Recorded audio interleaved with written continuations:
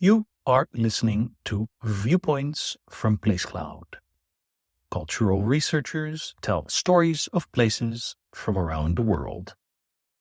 For the full multimedia experience and to support the creators you enjoy, visit placecloud.io.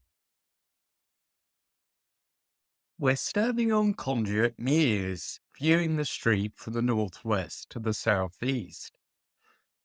A vision of enclosure and solitude in central London, the Mews features cobbled streets and is dotted with Victorian terraced houses, adorned with period street lights and Georgian-style sash windows.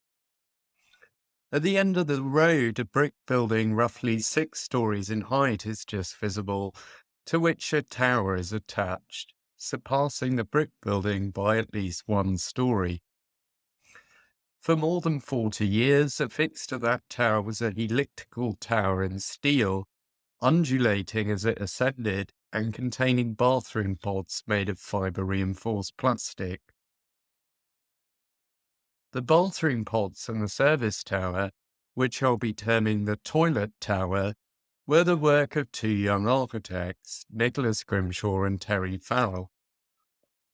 The brief was to transform 6 19th century terraced houses into student housing on behalf of the client, the Anglican International Students' Club, and for which they came up with this adaptive solution, taking advantage of recent technological developments and growing interest in modular design approaches.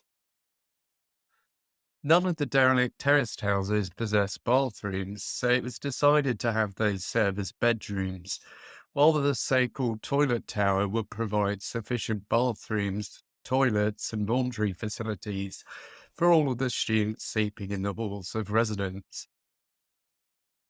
Formed of a central steel frame into which utility pods and ramp sections were inserted, the tower was erected by crane. Looking to other fields for technological inspiration, the architects had the bathroom pods manufactured by a dinghy maker, which were also pushed into place gradually as the ramps surrounding the structure began to take shape piece by piece. Built in 1967, the toilet tower cemented Farrell and Grimshaw's reputation as architects and highlighted the appeal of technology to that generation of architects who came to the fore in the 1960s and believed with the confidence of recent university graduates that they were going to change the world and make it more livable and equitable for the vast majority of people. Which is why it's so sad that, admittedly viewed from the luxuriousness of the present, it's had quite the opposite effect. By associating architectural classics with the young and the hip, Farrell and Grimshaw inadvertently created an entire generation of architects and planners for whom keeping a copy of Dow Chemical's summer collection on the bookshelf at their practices office was de rigueur.